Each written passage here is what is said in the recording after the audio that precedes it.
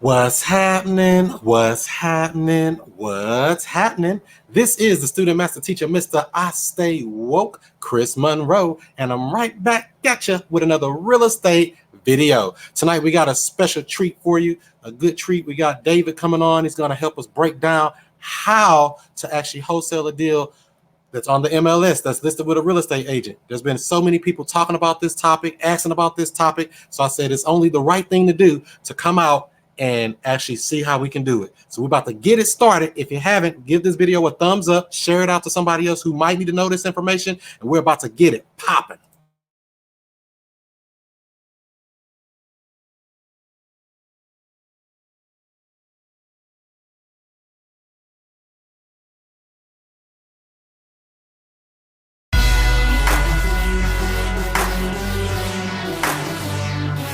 And we have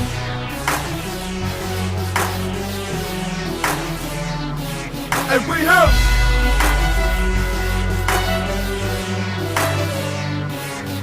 have Woke. What's up? What's up? What's up, David? How you doing? Hey man, doing great to have you here. Good to have you. Good to have you. So I know you do a little bit of real estate, and I know a little bit about you. But for people who may not know about you, can you give a little bit of background, what you do in real estate, and what is your expertise? Well, we do a little bit of everything. So, started out in 2005, flipped my first house. Then it was a fix and flip in Fort Lauderdale. Flipped several houses over the next few years. Did pretty well in the fix and flip game. Got then everything kind of the economy crashed. Everything I think the world was on pause for a few years. But came back strong after that. Started wholesaling REOs. Focused heavily on building a buyer's list. It's one of our really strong suits in our company. But so REOs were listed. They're all that nowadays they're all listed. Sometimes you can deal with the banks and you can't. But got into wholesaling after the crash of the economy and started really just hitting that hard. We scaled up, do hundreds of deals a year. Still do fix and flip at rental properties, but we never stop wholesaling, and it's a great business, and we definitely have done hundreds of deals from MLS listed properties. It's a great source. So MLS listed properties, those are your specialty. Is that what you're saying? Yeah, that's where we started. I mean, we do everything now, but we majority of our deals was from listed properties. Okay, listed properties. So are you a licensed real estate agent? No, I'm not. We do at this point in our business, we have a brokerage that I'm partners in. But when I first started, I didn't have a license. I mean, I still don't have a license personally. I've never really needed it for anything. But we do that now since we started rehabbing. We're saving on commissions and stuff like that. But you don't need it to go after deals on the MLS. Right. So you're telling me no license is required? Because I get that question a lot too. Do I need a license to invest in this business? That's right. No license is required if you do it correctly. Okay, doing it correctly. And you said REO. Can you explain what REO is for people who may not understand what that even is? Yeah, absolutely. So REO is real estate owned. It's what happens when the bank takes possession of the property after foreclosure. It goes back into their portfolio and it becomes a bank-owned property. Nowadays, a lot of those have kind of shifted towards auction sites and stuff like that. But I'd say up until about 3 years ago, it was just heavily done by broker houses, just listing the properties. So it's bank-owned properties that become listed, and then usually they need work. In most cases, they need work. Okay, so real estate owns, and so when you get those type of properties, do you have to like bid to get them, or is like you just submit your offer and they just pick one out of a hat? How do they normally do that when they select who they're going to sell it to? Right. So I'll talk about what it's like now because it really doesn't matter, I guess, what it was like in the past. So a lot of the REO properties now go into these auction houses like auction.com or Zone, Hubzu, stuff like that. So a lot of the ones nowadays, you got to go online. There's obviously not as many as there were. There's not as many foreclosures, not as many bank-owned properties now as there were even 4 or 5 years ago. So they've heavily transitioned over to being auctioned, which they're still listed. So that's one of the kind of misnomers is they're in the auction company, but they're not listed, but they are on the MLS still. So they still require them, the banks require them to go to the MLS, be listed with a broker, and it still ends up on an auction site. So with the auction site, you're literally just blind bidding, and then they tell you, okay, you're the winning bidder. Now, there are other properties that are just REOs that are listed with brokers, that have not gone to any kind of an auction site, and those are just kind of a straight up REO listing with a broker that doesn't get handled in the auction format. Oh, okay. So they basically just task it out to some auction service. They put it out and they pick the winner. Exactly. Yeah, it's the highest. Well, I would say highest is strongest bidder, because sometimes you might have FHA buyers or something like that are willing to pay more, but the bank knows the property needs work or has issues or violations, whatever. So they end up taking a lower cash offer as to whoever would make the highest cash offer. They'll take that over a higher financed offer. Okay. And so have you bought those off those auction sites like that? Is that one of the ways you acquire property? Yeah, definitely. They can be a good source. They're it used to be that we would get them off of the foreclosure auctions, but I don't want people to confuse these two things. So those are, when I talk about the auction houses, these are properties that have already been taken back by the bank. They're already bank owned. So there's the other auction is the actual foreclosure auction, which is usually done on a county website that's processed that way. That these are public auctions. So, but yeah, we definitely get properties like that. You can flip them just like you would anything else. You got to double close them. You can't assign them. And there's a lot of there's pitfalls if you don't know what you're doing. I wouldn't say you want to start there without some research, because their contracts can be tricky. You got to put deposits up. You got to make sure some of them are non-refundable. So you want to know what you're doing if you're going after REO listed properties. So that's a whole nother world. So don't even jump into that if you brand new. Say do some study first before you just jump in that water. Exactly. I mean, the easier thing, if we're gonna talking listed, is just straight up listed properties, just everyday properties on Main Street, whatever, USA, that isn't necessarily bank owned. Those are I think for beginners, that's the easiest thing you can possibly do. Really? Okay. So you said something about they're going to require a deposit. So I guess every bank or every auction house may have a different set of rules before they'll let you know the rules before you even try to play the game. Is that what you're saying? Yeah, they'll let you know. You got to sign up for an account, get a username and login. There's a couple, I'm trying to think which one it is. I think it's auction.com that you actually have to give them your credit card, and they hold $2,500 from you before they even let you do anything. So some of the other ones like Hubzu and Zome.com and stuff like that, they'll tell you what the deposits are. Typically, they're between 3% and 5% deposits. And then they're due afterwards. You don't have to put them up front. Right. That makes sense. And so you said that they're going to have to, you have to double close it. There is no assigning when it comes to dealing with banks or dealing with auction houses like that. Right. Exactly. Yeah. They will not allow you to assign them. And that's why I say it's not a good place to start. You have to have a little more infrastructure in your business to do transactional funding, or if you have the cash to close them yourself. And then you just want to have some more experience with contracts, because some of their contracts are 30 pages long. So they can be a little bit intimidating, if you haven't seen a contract before, you're not familiar with it. Wow, 30 pages. I don't want to read more than my 1 or 2 page paperwork, and they talking about some 30 pages. That's crazy. Yeah, because they use the standard, like here in Florida is what I'm referring to. They use the standard FAR contract, which is the new ones are 11 or 12 pages, and then they add a 20-page addendum to them, all kinds of disclosures, and it's crazy. The PDF it takes you 20 minutes to fill this thing out. Right. That's cool. That makes total sense. And for people who are watching, if you hear us talking about something or you have any questions, make sure you post it in the comments, and we'll try to get to it before we end this stream. Post your questions in there and hit that thumbs up button. So David, so when it comes to actually finding a deal, I guess you just you could look on Zillow or something like that. How would a person go about finding an actual deal that's listed on the MLS that they want to try to get a wholesale deal from? All right, yeah. So going into just kind of straight up MLS properties. You can it depends on what some people have paid services they're using. We have different things down here that are specific to Florida, like ReaFax. Some people use PropStream. There's ReaPro. There's dozens of them out there. So you can get them from there. You can go to Realtor.com. They have all the listed properties, and surprisingly, they're usually stay pretty updated with the status of the property, whether it's active, pending, or whatever. So you can look for active properties there. Zillow is a little bit behind on their status update, so it might stay active there, but may not actually be active on the MLS. But yeah, you're going to do a search just like that. If you're using a specific system, you'll go in there and use that system and search whatever zip code or area or county, depending on how wide of a net you're trying to cast. For us, we do our three major counties down here, which are Miami-Dade County, Broward County, which is the Fort Lauderdale area, and then West Palm Beach. So we're doing every county and pretty much try to make an offer on every single property that ever comes out. Wow.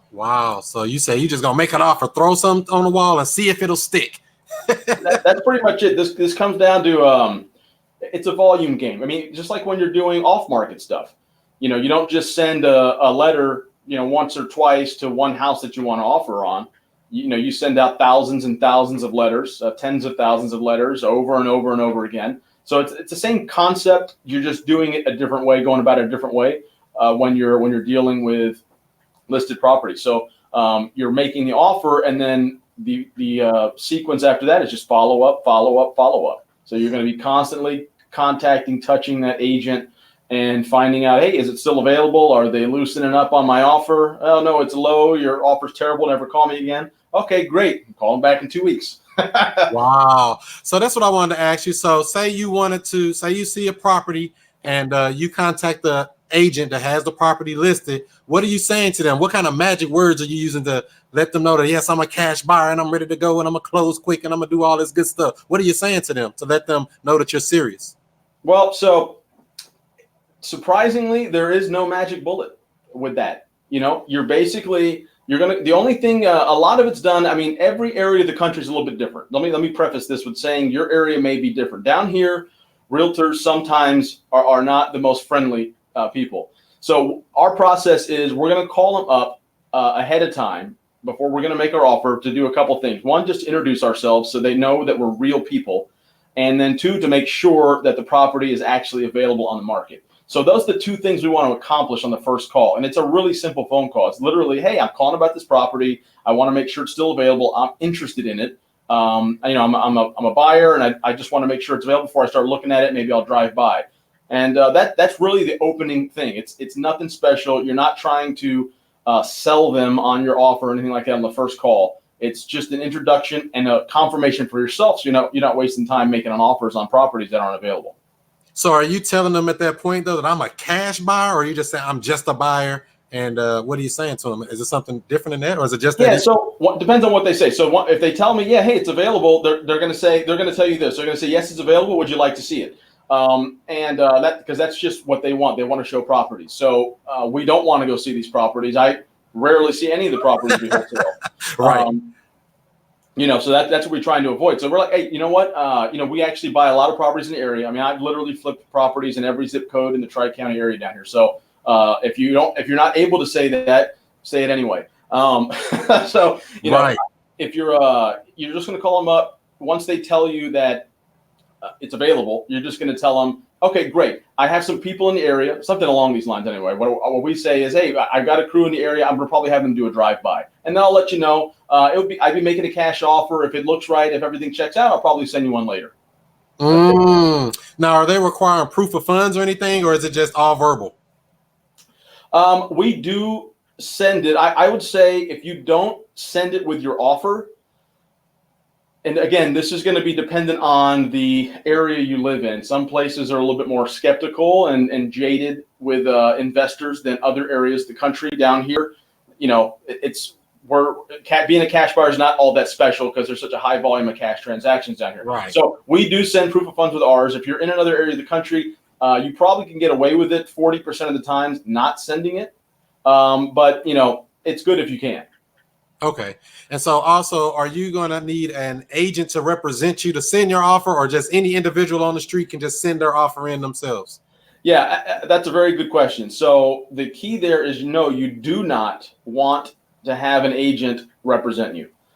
You need, and I hate to put it this way, but you want greed to kind of take over a little bit, and you want that agent that you're calling that's listing the property to get full commission. And you don't have to tell them that. They're going to immediately know that, and they're probably going to ask you that before you even can tell them. That's one of the most common questions we get is, do you have an agent? Do you guys want to schedule a showing, or are you an agent? And sometimes they're just going to assume that you are if you're calling about a property. No, I'm not an agent. No commission over here. We'll throw it out there, but they're going to know automatically. So you definitely want to go straight to the listing agent. If there's only one thing you take away from that, always go to the listing agent and never have a buyer's agent. That makes sense. And so That seems like that's something that'll make them want to work with you. Like you get the full 6%, you keep it, whatever. We don't care about that. So you're going to be paying that commission either way just for buying it off the MLS. Is that what you're saying? Yeah, the seller's paying the commission, and by not using a buyer's agent, they know that they're getting the whole thing. Not just that, but what else can happen is they may even throw, I mean, we've had this happen a lot. I mean, very common. They'll throw in part of their commission to get the deal done when they think it's a for sure thing. So it's got a lot of benefits. You're taking one person out of the equation, and the more people you're going to remove from an equation, the better off we are as cash buyers. So you're moving one realtor out of the way. You're getting the other realtor as much on your side as possible. I mean, they represent the seller. They want to, they may even tell you, I have to do what's in my client's best interest. That's fine, no problem. They know they're getting all the commission. I don't need to tell them that they're getting all the commission. They know it. So that's kind of where that goes. Okay, because some people may not realize there's two sides of it. You got that buyer side and that seller side commission, and so it's an unspoken thing. You're saying basically that seller's paying the commission. You don't even have to worry about that. The price is what the price is, and you just bring your money to closing and do your deal like that. Exactly. Yeah, we're not responsible for it. Even if we had a buyer's agent, we wouldn't be paying their commission. The seller would, based on whatever listing agreement they signed with the listing agent or broker. So that's coming out of their side. You can tell them, obviously you're a cash buyer, you're not represented, that, it'd be helpful so that they're going to probably ask you anyway, and they'll see it on your contract when there's nobody on the cooperating broker side of the contract. So you got to think of it like this. Let's say a property is listed for 150 and we're going to send in an offer, I don't know, at 100. Okay. And they have 3 other offers at 100, but ours is the only one that maybe they even have an offer at 105, but ours is the only one that doesn't have another agent. And they know, okay, well at 100,000, I'm going to make $6,000. But if I take 105, I'm only going to make 3,100. It's a strong point that doesn't need to be made to them. That's all they're calculating on every decision that an agent makes. A lot of times, I mean, there's some that's not the only motivating thing. But look, they go out there, they spend a lot of time and energy getting these listings.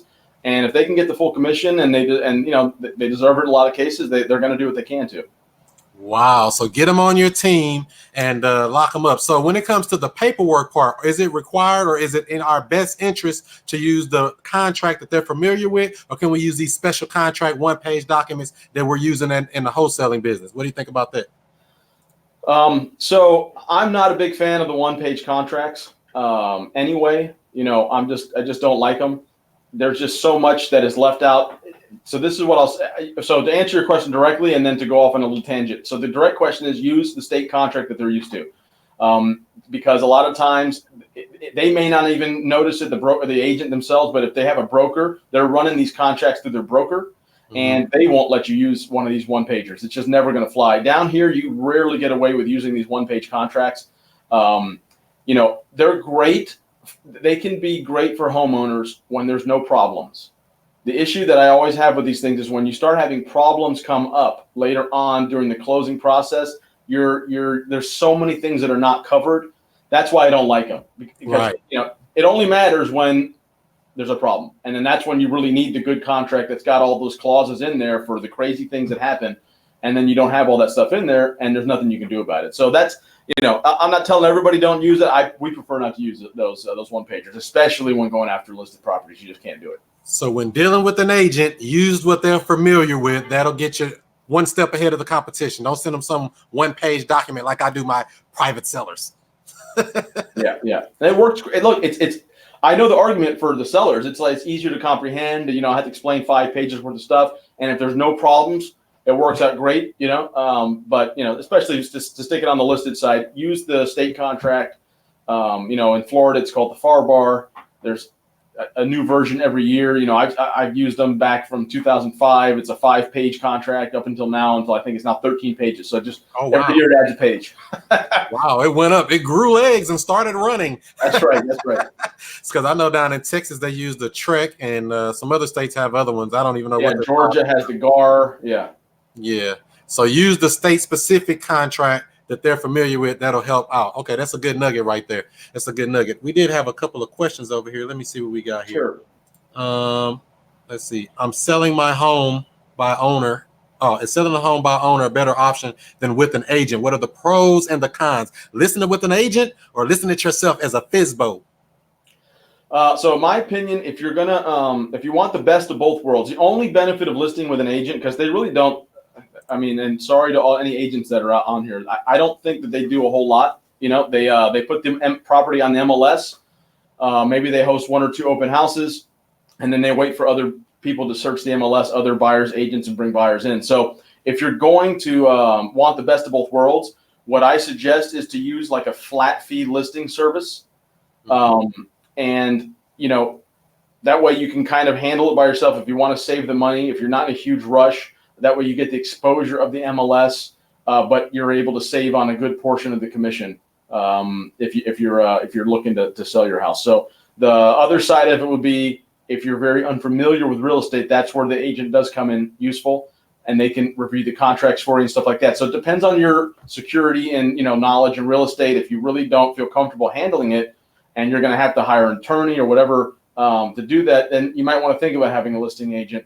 You know, for us, we have a brokerage, but even before we did, we would use like flat fee listings. A lot of the wholesalers I know that don't have licenses, if they do a rehab, they pay $200 or $300. They list it flat fee on one of these online brokerages that you can just pay a flat fee and get it done. And then you're only paying, you know, between 2 and 3% commission on the sale instead of 5 or 6. Makes a lot of sense. And so if you are going to do a deal like that, would you suggest, so have you ever bought a deal from the MLS and sold it right back on the MLS? Well, yes, I have, not without doing anything to it. Usually we'll do like a wholesale where I've had them where we've put maybe probably the least amount was maybe $4,000 that we put into it. I think we did some appliances, we painted the whole place and threw it right back on the MLS, and it was a pretty profitable deal. But we definitely do that regularly.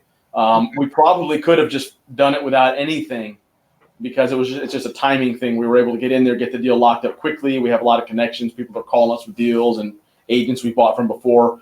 But usually we'll do a little something just to squeeze a little bit extra out of it. You know, you got to weigh every deal. Sometimes, you know, even when you're wholesaling, you got to figure, do I want the quick cash on this one? If you don't need it later on, as you get more, deeper into wholesaling, it becomes a business decision. Well, I don't actually need the cash from it right now. So let me go long on the deal, let me rehab it and double get an extra 40% or whatever it is out of the deal. So you weigh it, but you definitely can wholesale. I mean, there's a lot of people doing that in the business, and it's profitable for sure. Right. I know that's right. Everybody want a hotel, take it off the private market and throw it on the MLS. Just, cut the tree, cut some bushes down and throw it on there and pray. It works. Yeah. Especially with the off market ones. I mean, we do it sometimes with the ones that are on the market and then right back on the market, 15, 20 days later. But you can really clean up on the off market ones. Yeah. And then something else that we can talk as far as listed deals is double closing versus assignment. So that's the good thing about these, as opposed to like the REOs we were talking about, is you can definitely assign these deals. Every contract's different. You got to make sure that your contract is spelled out correctly. Down here, one of the little things we do is there's three options on the assignment. Our contract actually has a section that says assignability. And the first option is to assign but not be released from liability. The second option is to assign and completely be released. And the third option is you cannot assign. So if you don't check any option, the contract is assignable. Federal law, and I'm not an attorney, but my attorney told me, federal law states that any contract that doesn't say that it's not assignable is assignable. So right. Even if it doesn't say it, as long as it doesn't say the opposite, end of the spectrum where you can't do it, you can still do it. So a lot of times we just leave it blank to not draw attention to it. And then if they try to negotiate with us, we'll say, oh, well, we're just going to assign and not be released. That's fine. We don't need to be released because we're not going anywhere, but we just might want to put it in one of our different corporations. And it's like, oh, yeah, that's a good nugget right there, because I don't know which entity we're going to close in, which one of our LLCs we're going to take title in. That's why we're going to leave it open.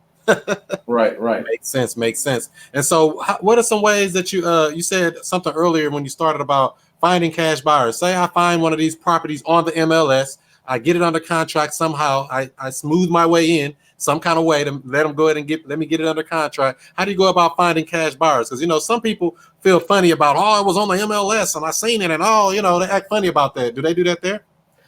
They do. And I'd say the biggest thing, if you're going to get properties on the MLS and you're going to put them back out at the same price that they're on the MLS, then that's exactly what's going to happen to you. So what you want to make sure you're doing is that you're getting a deal. So you want to be offering a deal, because if you're getting a deal off the MLS, then it's a deal, and a deal is a deal. And a buyer that wants a property in that neighborhood for that price isn't going to care if it was on the MLS, if it's a deal. So, and if they do, move on to another buyer. There's a million out there. They're a dime a dozen. You gotta, that's why it's so important to have a massive buyers list. You know, that's one of the things I always talk about. I actually teach our students that that's what they need to do first, is go out there and get a buyers list, because you can always make money with the buyers list, but even if you have deals, you'll never make money with those deals if you don't have a buyers list. So that's just one of the things I talk about. But if you're trying to go find them, let's say you're starting out, that's why you should be doing that first. As you're learning and you're doing YouTube University and you're spending months doing this stuff and learning, like all of us did when we first started. You need to be building buyers at that time, so that way you're prepared for when you're actually going out there and making deals, so that you can remove some of the disappointment and defeat that comes with getting deals and not selling them. And if you can set yourself up right, because those are the two main reasons people quit. One of the things I show people to do is, you know, which we all know about, or most of us do, is using bandit signs to build your buyers list. If you're advertising a specific property, then it's really difficult. It's probably too late for you. You need to have these buyers ahead of time, at least a handful to send these deals to. So you have to have a constant campaign. Just like you go out there and chase deals consistently, you got to go out there and chase buyers consistently. So I like to, when we first started anyway, use the bandit signs, cheap house, 3-bedroom, 2-bath, something, really put a cheap price on there for your area and your phone number, and you will get calls. But don't put them on street corners like everybody else. You want to put them in shopping centers and in the front yards of vacant and abandoned houses. And if you're lucky, you might actually get one of the sellers from those houses to call you asking you why you have a sign in your yard. And then you just got a motivated seller. A double whammy, creative marketing. That's how you got to do it. You definitely got to get them like that. And so you said one of the ways to find cash buyers was to put the bandit signs out. What are some other tactics or techniques that you would suggest somebody starting out to actually acquire this buyers list that you said they should grow? Yeah, so another way, which if you're not doing, has many benefits, is just getting involved in your local RIA, your local Real Estate Investment Association. You should be going to every meeting that there is, as many as you can make it to with your schedule. So you need to being intentional about when you go there. Most people are not going to come up to you, so you need to be the one to initiate. Take your business cards, go up to every single person. If there's 200 people in a meeting, you need to have 200 cards by the time you leave, and you need to know what every single one of them does. And you're going to be able to separate, okay, I got wholesalers, I got realtors, and I got buyers. And you'll leave every one of those with new buyers. So that's one thing you should be doing consistently. Public record is another way to find buyers. Those you have to either do some kind of a drip mail campaign, go knocking on their door. You really want them, you want to build this stuff quickly, just go knock on their door. If it's a business address, just go over there and say, hey, I'd love to add you to my buyers list. Here's my information. Can I get your email? Grab a business card. It probably has an email on it. And boom, you got them. So, you got to do a little legwork. You can do it bootstrapped by putting the time in, because there's only two ways to do stuff in life. You're either going to do it with time or money. And in the beginning, you do it with your time. That's right. That's right. You only got time and you only got money. Which one you're going to spend up real funny? So that makes sense. So it looked like I got let's see. We got some questions over here. Let's see here.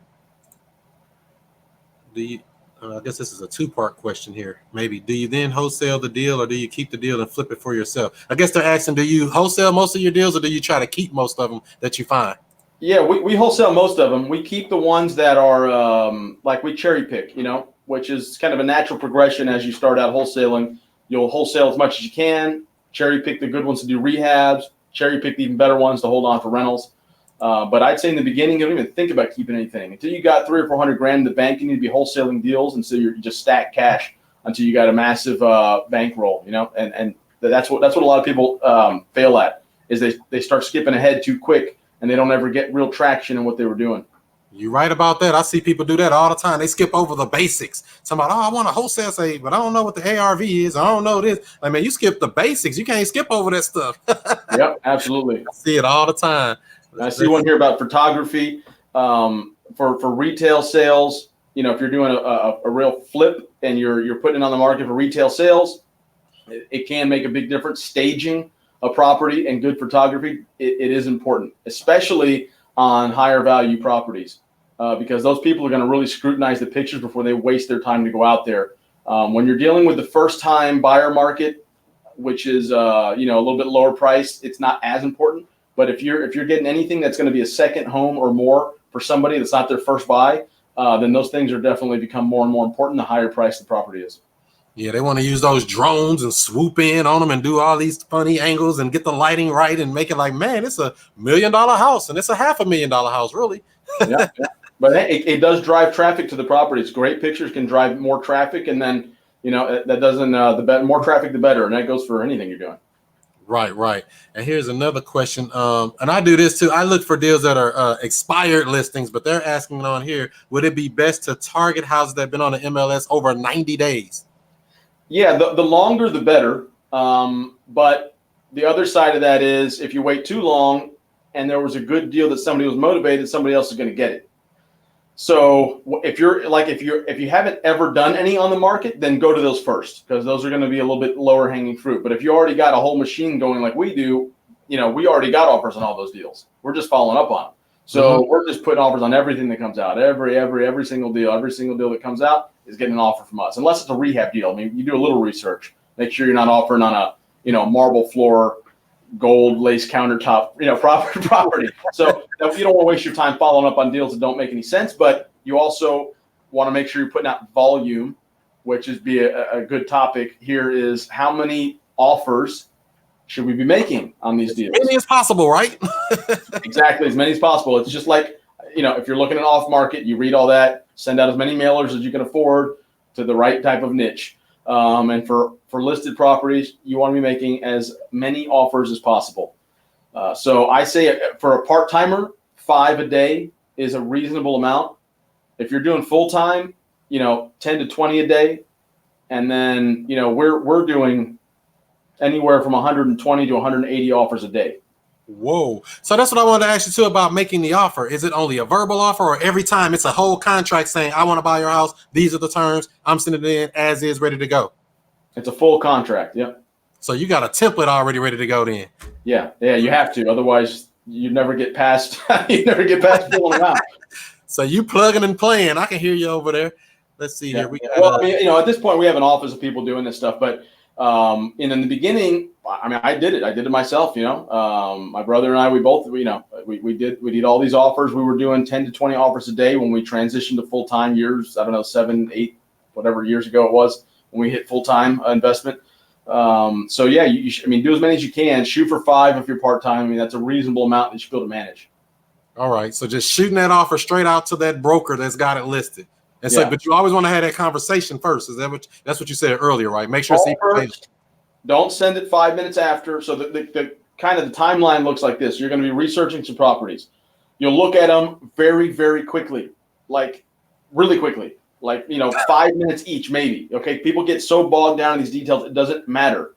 You want to throw a million lines out in the water, and as soon as that bobber starts bobbing on one, then you pay attention to it and see if you made a decent offer on it. So make 1 million offers. The timeline is like you're spending 5 minutes on each one, doing a quick ARV. You're offering 70% to 80% of the list price in most cases. And then before you make that offer, you're calling a realtor. Hey, is it available? Okay, great. Do you want to see it? No. You know what? I'm familiar with the area. I'm probably going to have one of my guys just kind of do a drive by the street, the outside, just see what it looks like, take a couple pictures from the outside. Won't disturb anybody. And then if I'm interested in it, I'll send you an offer later on. Boom, done. The afternoon comes. So I say make those calls in the morning. You can sandbag your deals from the night before, research them. Morning comes, make your round of calls. You probably only get rid of a hold of half of the realtors. So when you ring a realtor and they don't answer, you call them, hang up and call right back. You get 50% more answers on the second back-to-back call. And then you ask them those couple questions. Later in the afternoon, before you start reviewing properties again, you will send the offer out to them. And then follow up to make sure they got it. So this sounds like something I could almost train one of my VAs to do. Just this is their full-time job. Don't even call me for nothing. This is what you do for a living. You can train VAs. We've had so success with that. So especially in different areas of the country. Let me put this delicately. They have to. The more the closer to America that they are, the better results you may get. Yeah, because I got one to speak really good English. She sounds like she from here, and I'm like, man, I don't know. I'm about to put you on some good stuff. You about to get work. I was trying to be delicate about it, but that it is what it is. Yeah. So that's part that can be a little bit of a stumbling block. And then also, you can train people to do a lot of things. It's about your systems as you grow. We all know that as you grow and you grow a business and you're hiring, then it becomes about systems. Then you're managing systems and people that you've developed that work, and that becomes a whole other thing about measuring your business and all that stuff. But so yeah, you can actually you absolutely have VAs do that. You can have them just researching properties for you, so you can delegate part of it. Hey, go through every property that comes up on the MLS or whatever on Realtor.com. Send me the ones that look like they need a little bit of work, and they could weed out some of the stuff for you. So yeah, there's phases to it depending on the level of a skill of your VA, how much you want to hand off.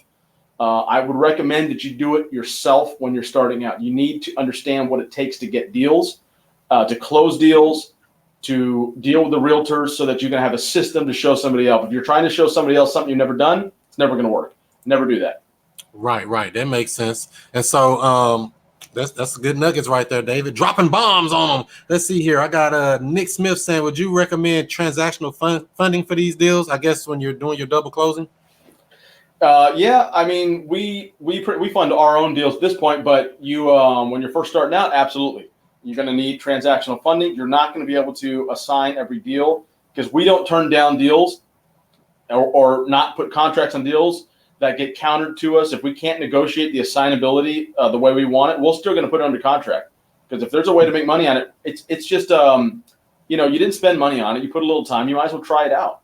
Try the deal out, and if there's not enough spread. Look, if you get a property off the MLS, you didn't have to advertise for it. You didn't have to do anything. If you make $3,500 on it because you had to double close it, it's the money. Right, that's marketing dollars. Exactly. So have that lined up ahead of time in case you need it. Find some people in your area that can do transactional funding for you, and try to assign whenever possible. My rule of thumb is, if we're looking at much more than a 10% profit on a deal, we start to consider double closing, just because I know buyers say they don't care, but they do care. Two things. You made $100,000 on my house. I care now. yeah. Hey, it happens. So if you're making over that amount, just consider double closing, just to keep the transaction together. You don't want your seller seeing a huge thing on the HUD either. That's the other side of it. If you know your buyer really well, but man, I'm making $25,000 on a $140,000 house, the seller might not come to closing. Hey, that's no way I'm doing that. I could have sold this for more. Then what do you do? Yeah, because that's what I was going to ask you too. So if a seller wanted to do that, or say they just do they do like a blind HUD there, like where they cannot show what it went for or something like that in Florida? Well, some title companies, I can only speak to Florida. The market I'm familiar with, some title companies will allow you to do buyer and seller separate HUDs. One of the two parties involved is always going to know what you're making. There's no way to hide it from both people. Sometimes you can hide it from the seller, but that's totally up to the title company and the way they handle their books and reconcile their auditing that they have to go through and all this stuff. So that just depends on the title company you're working with. I would say the majority won't do that. They want to use the standard documents in the standard way, either a closing disclosure that everybody's gone to now, but for the cash deals, they're still using HUDs. And most of the time they're on there. So it's definitely something you got to consider. You can always ask your title company, hey, can you do separate HUDs? But you have to be aware that if the seller asks for the HUD combined, it's going to be difficult for the title company to say no. Most of the time they don't ask, but I've had sellers say, hey, or their attorney usually is the one who does it. Hey, we want to see this together. We want all the numbers together, and then they have to put them together. So Right. there's a lot of little tricks you can do, but you got to be prepared for the worst case scenario on anything. Right. And so has there been times where you said, well, I'll just wait till they're expired with the listing is expired and then just deal with the seller directly? Or would you ever suggest a person go straight to the seller while something's listed on the MLS? No, I wouldn't do that because you're going to make the listing agent angry because it's going to get back to them. There's no way around it. The seller, even if they sold to you, at some point they're going to have to involve them, and that just gets really messy. It's not worth it. Afterwards, as an expired listing, yeah, I mean, we definitely that's an off market one at that point. So you do mailing campaigns. You can definitely chase those down and say, hey, I had sent an offer. Maybe you do. I mean, we've done deals this way. I sent you an offer. Maybe it wasn't even presented because it was too low, and because the agent just didn't want to be bothered with it. And so you say, hey, I sent you this offer. Maybe we can, now that you're not paying commission, we can make it work. And we've gotten deals like that for sure. Yeah, because I've actually had people that told me that I'm not happy with my agent and this and that. I want to cancel with them and I'm gonna sell it to you. And I'm like, I can't stop them, right? I mean, I'm not. It's not like I told them to do that. They offered it. Yeah. Well, hey, and sometimes they have outs in their contract, and then it's fair game, you know. Right. Makes sense. So let's see here. I think we got some more questions over here. In our position as a wholesaler, once we send an offer over to the realtor, how do we tell them that we plan on assigning it? You went over that about the contract part, right? Yeah, well, that's easy. You don't. Nobody knows what we're doing. They don't need to know. All they need to know is that we're on the contract. So you do not tell the agent that you're assigning the deal. You go into it and you try to prepare the contract where you're able to. There's usually three choices.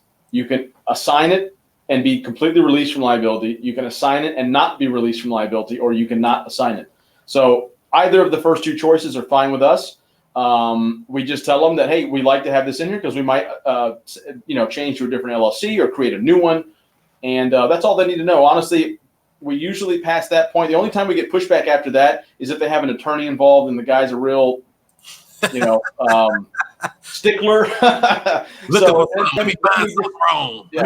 take it anyway. We'll take it as not assignable, and then we'll double close it if we sell it. If we don't sell it, we're giving it back. And then we'll tell them, hey, we didn't like it because we couldn't assign it. So too bad for you.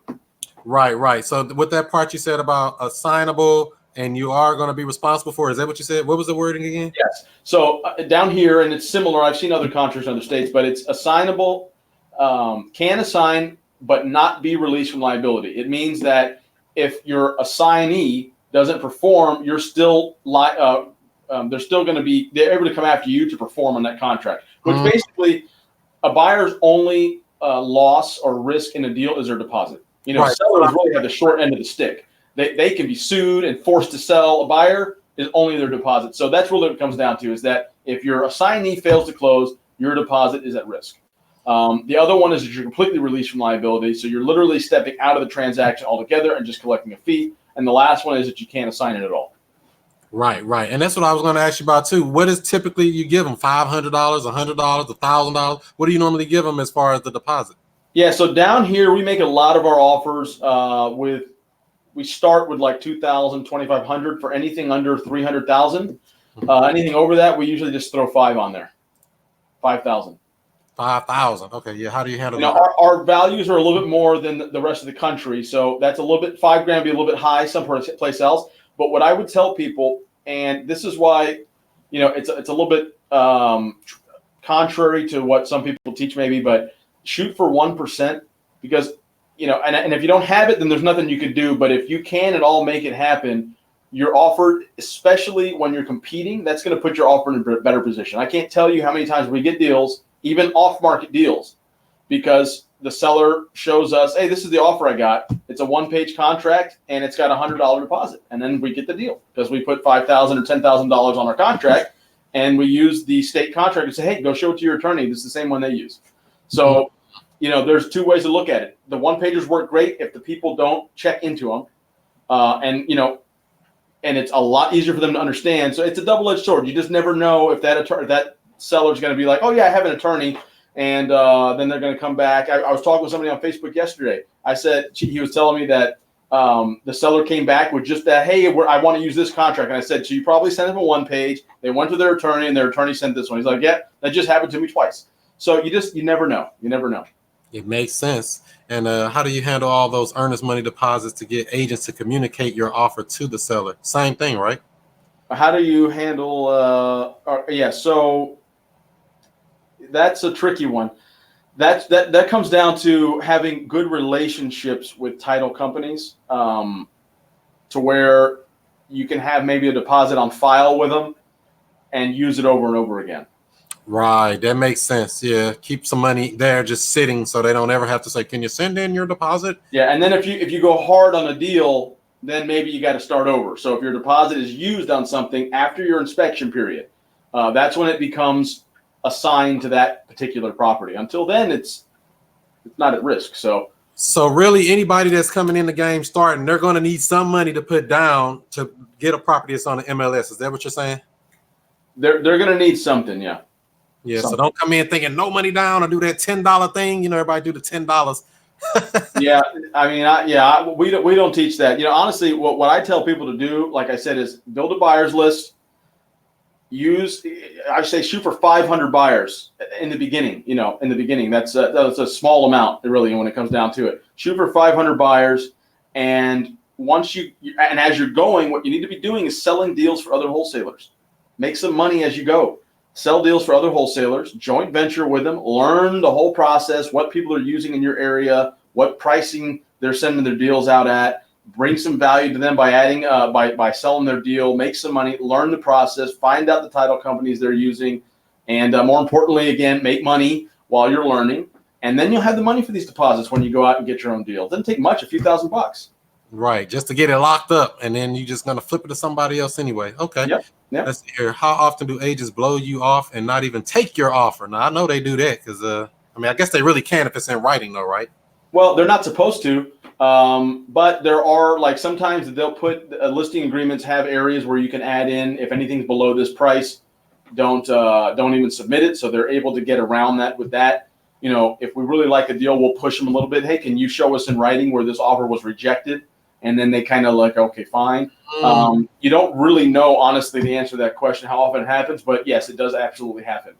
But if you're making enough offers, it doesn't matter. Exactly. I think, like, as an example, so we've had properties where I can think of one specifically. It was on Grant Street in Hollywood, Florida. We chased this deal for a year. I can't tell you the kind of conversations that this realtor cursed us out on the phone, hung up on us, told us to never call him back, said we're low ballers, that we'd never get that deal. And he called us back a year later. Hey, is that offer still on the table? And we got the deal, lower than the price we offered originally. Yeah. So basically you think the seller came around or you think it was the agent that was kind of holding it back? It was the agent. He didn't like the offer. He was trying to hold out for more because he oversold the listing. That's what's happening. These people get embarrassed because they oversold the listing price when they went to get that deal. Because they're competing too. You got to think about this. That seller may have interviewed 5 realtors, and who do you think they went with? They went with the person that say, "I'm going to get you more." So that's why these prices, sometimes you look at them and like, this is ridiculous. This is like way over market. My offer's 65% of their list price. That's just because they know they're way too high. They had to tell them that in order to get the listing. Yeah, I just had something similar like that too. A lady had a house. It'd been on the market for about 6 months, and it's a beautiful house, and they're paying a mortgage on it. So I was asking, would they take terms on the deal? And she was like, "No, she wouldn't do that. The seller won't do that." I said, "Well, did you ask? Will you even ask them?" And she basically was like, "No, I'm not going to do that, and we want to sell it for $2,099, and that's the price because that's what it appraised for, and we don't want to sell it for a penny less." And I'm like, "Wow, this lady just going to take ownership of a house that's not even hers. That's crazy." Oh yeah, that happens, man. These sometimes, I don't want to talk bad about realtors, but they really, it's funny because they do that when it's advantageous for them, but then they fall back on, there's nothing I can do. It's not my decision when you got them in the corner and you can't answer. So it's an interesting game, man. It's a little bit of a tap dance. I don't take any of it personally. They do sometimes, but we're just, smile and, hey, we'll be here. If we're not going anywhere. This is what we do. So if anything ever happens with it, please give me a call. They curse you out. Hey, no problem. You know what? Have a nice day. Stay professional. Stay professional. Doesn't matter what they tell you. I see some of this stuff back and forth on some of these Facebook stuff, and man, it's just like, stay professional, people. Be professional, and that's what gets us deals. because we didn't sink down and curse them out, because they're not going to remember 6 months later when they need you. Nothing matters at that point. That's when it becomes easy. You're not, keep this in mind. If you're going after listed deals, you will never convince them to take your offer. You don't have to be a salesman. Nothing you can do is going to make your offer, is going to force them to take your offer. It's when they need you. You just need to be there. You need to be the last man standing. You need to be there when they need you. And you need to have a realistic offer, a realistic contract, something that is credible. You do those couple things, and you just keep every week or two, something like that. You just call them, hey, is it still available? I know I sent you that low ball offer you hated, but I'm still here. That's what we tell them. Just be honest. It's a joke almost at some point, but when they need you, they're calling you because they've heard from you every 2 weeks for 6 months. They don't want that low ball offer. I know that's right. And so, do you make a earnest money deposit with each offer? The simple answer is yes. It goes back to what I said before. Having good title companies that you work with, is a key component to that. Being involved with the right group can also help because you can leverage their connections. So I know a lot of people. I see, I'm in these Facebook groups to answer questions and stuff, and some people just hate on mentors so much. Oh, you don't need anybody. You don't need anybody. But they'll spend 6 months on YouTube. It's like, how much is that time worth to you? How much exactly? You just spent. You break that down. You just spent how many hours? What would that have cost you in time? You're buying. People don't get the concept of buying time in their life. I do that whenever I possibly can. I want an answer. I will happily pay for it if it saves me time and money. That makes sense. You got to invest in yourself. And, I'm a big advocate of it too, because people say, yeah, you can just go do this free thing and this free thing. I'm like, free is cool, but sometimes you got to spend the money, man. You can't, everything in life ain't free. Matter of fact, nothing in life is free. It's always going to cost you something. What are you willing to pay to get to success? Yeah, absolutely. It's like you're either going to pay in time or money. What is more valuable to you? Money's coming back. You're going to get another paycheck in a couple of weeks, aren't you? You ever going to get that time back? No. Time is gone. Yeah, we'll spend $1,400 on an iPhone, but won't spend $1,400 getting in with a group that's that could be a mentor. Because you got to think, you're leveraging knowledge, you're leveraging connections. If I could tell somebody, hey, get in with so-and-so or us or these people over there, and you do that, and you won't have to worry about your earnest money deposits. That's interesting, isn't it? Right. I know that. So, there's a lot of things people don't realize until you pony it up, man. Sometimes you just got to pay for it. Cut the check. Yeah. All right. Let's see here. Good Times say, are you offering the standard MAO formula price, maximum allowable offer? I do not believe in those formulas. So down here, that just goes completely out the window. So the quick answer is absolutely not. You make offers like that. I see these offers that people make, and other parts of the country maybe they work. My reference is here, but and we're also talking about listed properties, so it's a little bit different animal. These are market exposed. So the maximum allowable offers, when you get done with all of it, you're at 65% minus repairs and your fee. You're at 50%. You're at 50 cents on the dollar. How often are you going to be able to get a property at 50 cents on the dollar? That's what I say. So no, we're not doing that. We it doesn't even work down here on off-market properties. You're never that will never happen in a million years down here. It's just too competitive. It's too competitive down in South Florida. Yeah, and anywhere in Florida, we do deals in Jacksonville, Orlando, Tampa, Southwest, Gold Coast. We're doing deals. Our farm areas right here, especially where we rehab and stuff. But we're flipping deals. We're selling deals for other people in different areas of the state, and you never get 50 cents on the dollar. So you can do that sometimes in off-market properties in slower markets, but you got to be willing to pay more and try the deals out, and that's where a buyer's list is key. If you got 10 buyers, then yeah, you got to stick with the MAO because you got no leverage. You send it out to a list. Yeah, you send a deal out to a list of 15,000 people, and you don't need to send it out at those prices because somebody's going to be motivated right now to buy that deal. Right. So that's what you got to figure out. You got to weigh what your assets that you have are. The less assets you have on the disposition side of your business, the better deal you're going to have. Makes total sense. So the biggest thing from this here, I know that I took away, I don't know if everybody else caught the same thing. Call first. actually have the real document that's used in your state, the actual offer, and submit that straight to them, I guess by email. Is that correct? Yeah, email. Shoot it over to them by email, written offer all the time, never just a verbal, written, because they have to present that to the seller, and then just follow up with them. Is that pretty much the game in a nutshell? That's it, man. That's it. You're following up. You're tracking this stuff. You want to have a proper tracking system to you can see when you're following up. Do it every couple of weeks. You're calling right before just to make sure it's available, so you're not sending offers on stuff that is off the market already. Sometimes they just don't change the status in the MLS because they want to keep people calling and collecting buyers. Craigslist when you put up the fake ad and say you got a house that you don't, a ghost ad. That's what they call it. Yeah, just like I said with the ghost bandit signs, those things work too. Say ghost making money. Woo. That's right. Halloween coming up. Hey, that's what you got to do. Halloween is coming up. All right, let's see here. Somebody's asking, how much is your mentor program? Do you have a mentorship program, or tell us a little bit about how that works? Yeah, we do. What I would say is I'm all over social media. Hit me up, DM me, and we can talk about it. We have a few things that we do. If you're not doing any deals, I recommend you go through our master class. It's a free kind of a training, kind of talks about what we do if we had to start all over. And under the guise of building a massive buyers list, selling some deals for other wholesalers while you're learning the business, and instead of just spending 3-4 months on YouTube and Facebook groups and Googling everything, and you got 1,000-piece puzzle, you're trying to piece everything together. I say do that process first. Do two things: buyers, wholesalers, connect 2 dots, learn the whole process as you're making money. You're not going to make as much as you would on your first deal, but you're also not going to spend 6 months stuck in a learning phase. So there's links to it in my bios and all my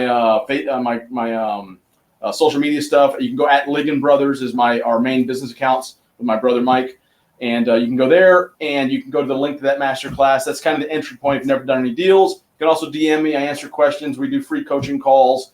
I get on there with people, do 15, 20-minute free coaching calls. So DM me. I'd be happy to talk with people and, see if there's something that's a fit.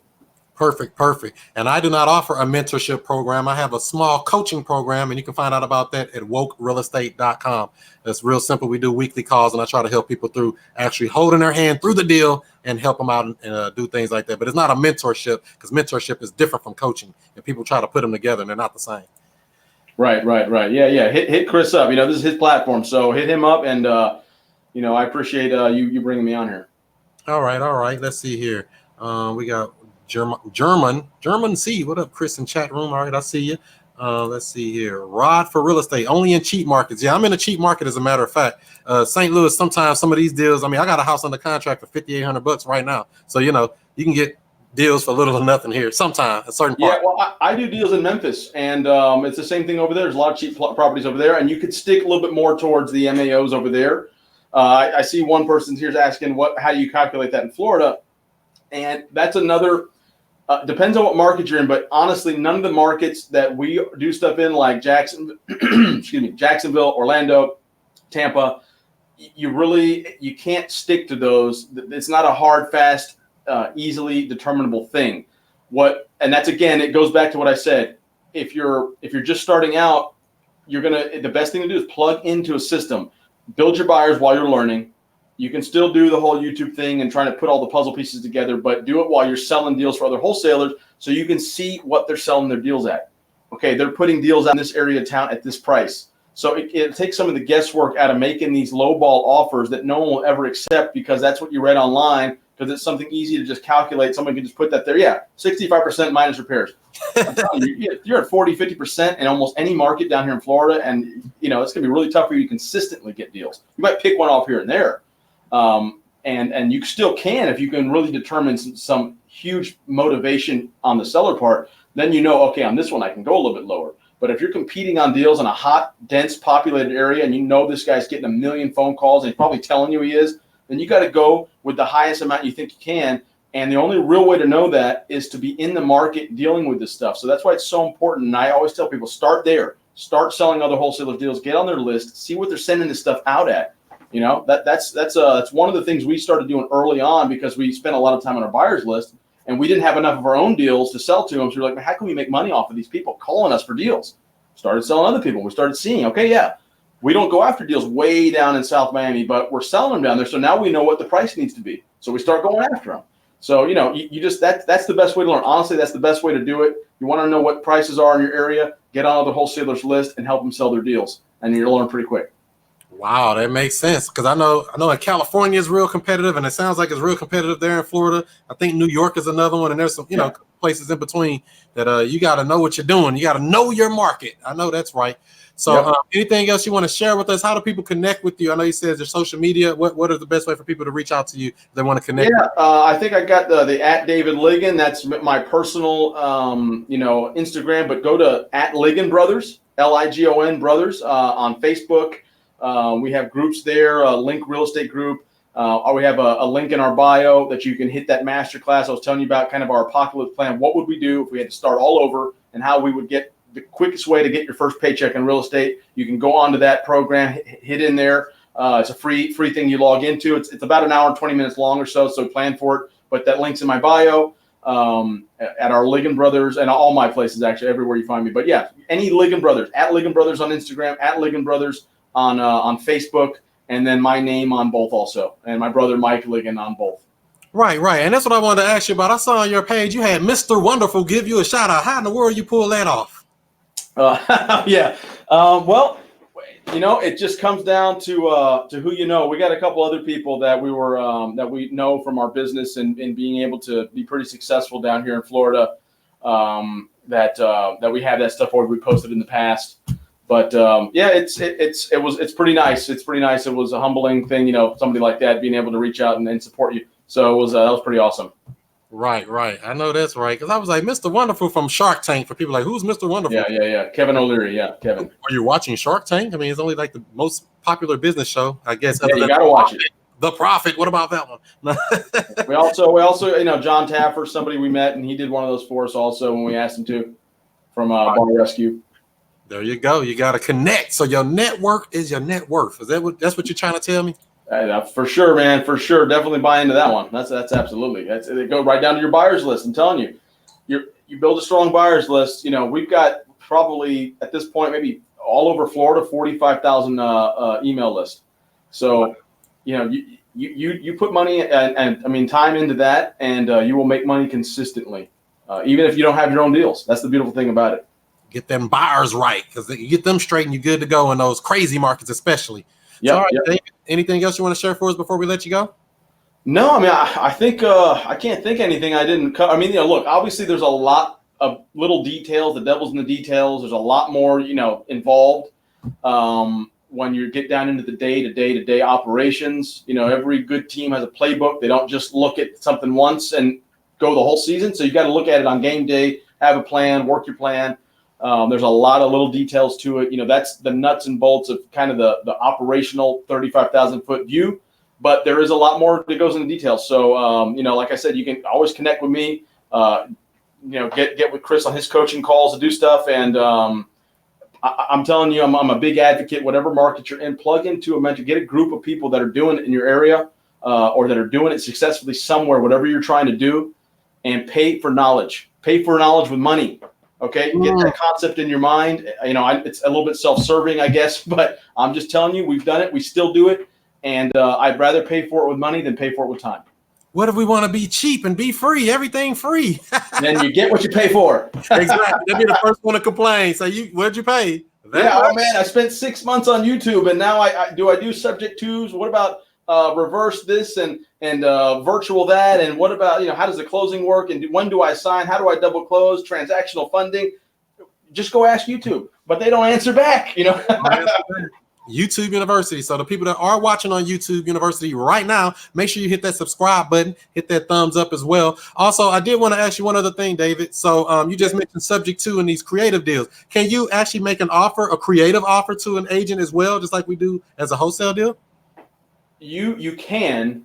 And I actually, it's interesting because I was working on that for a personal property that I wanted to buy for myself, a high-end condo. And I'm working on one right now. We never do that for the deals we go after because the people down here, every area is different in the country. People down here, that's not a popular thing. Nobody's really buying subject to, I say in like mass down here. So we stick to straight cash offers, because it's so competitive, it's really tough to pick off those type of deals. So I'd say in general, once they're exposed to the market, it's going to be a little bit difficult. But there are scenarios where you can, and if that's something you're really into, it doesn't hurt to ask. But just be prepared. If you want to do volume, okay, you want to do volume. The great thing about listed properties is you can do volume and you can do it cheaply. So that's why it's a decent entry point. You got to do more of it to get results, but you can do it cheap and fast. All right, I'm finna try it out. I'm finna send an offer tomorrow. So send 5. If it works, I'm gonna be a case study.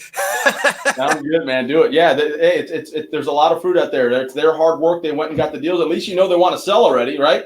Exactly. We know they already want to sell. That's all I need is a seller, and we can figure out the details from there. That's right, man.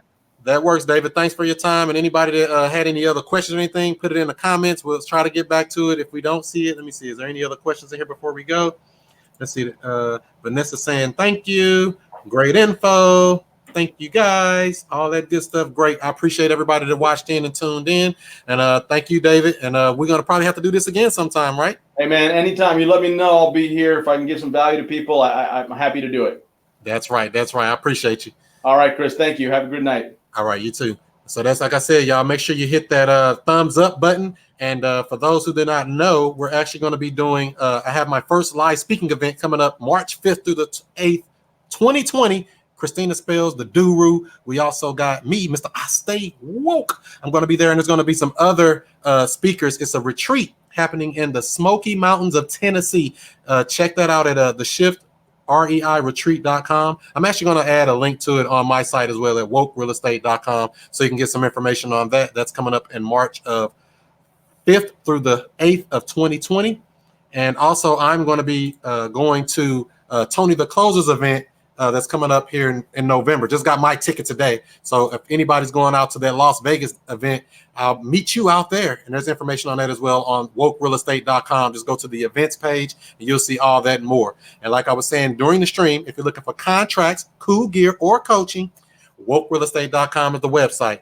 Other than that, I'm about to get up out of here and do some more woke stuff. So do what you do, be who you be, and I'll see you before you see me.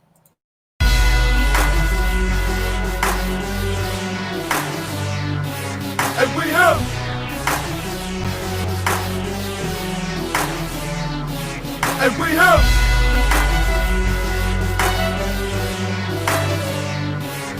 we have Mr. I Stay Woke.